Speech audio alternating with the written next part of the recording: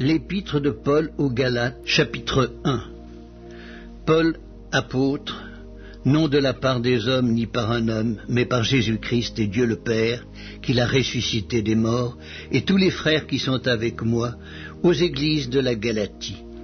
Que la grâce et la paix vous soient données de la part de Dieu le Père et de notre Seigneur Jésus-Christ, qui s'est donné lui-même pour nos péchés, afin de nous arracher du présent siècle mauvais, selon la volonté de notre Dieu et Père, à qui soit la gloire au siècle des siècles.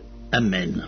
Je m'étonne que vous vous détourniez si promptement de celui qui vous a appelé par la grâce de Christ pour passer à un autre évangile.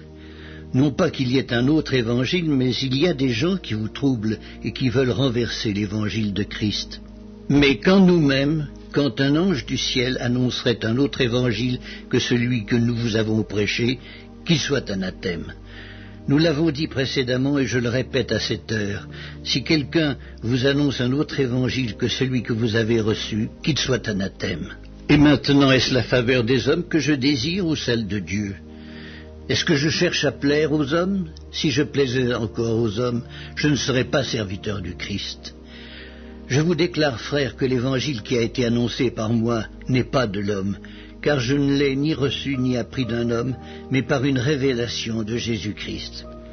Vous avez su en effet quelle était autrefois ma conduite dans le judaïsme, comment je persécutais à outrance et ravageais l'Église de Dieu, et comment j'étais plus avancé dans le judaïsme que beaucoup de ceux de mon âge et de ma nation, étant animé d'un zèle excessif pour les traditions de mes pères.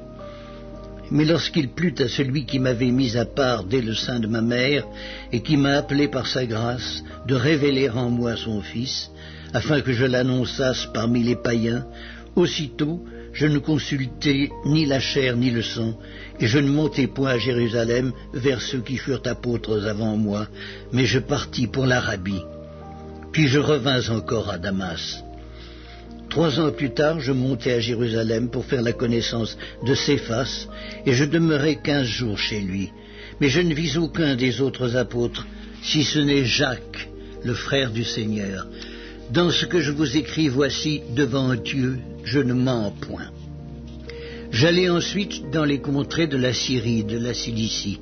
Or j'étais inconnu de visage aux églises de Judée qui sont en Christ. Seulement elles avaient entendu dire: celui qui autrefois nous persécutait annonce maintenant la foi qu'il s'efforçait alors de détruire, et elles glorifiaient Dieu à mon sujet.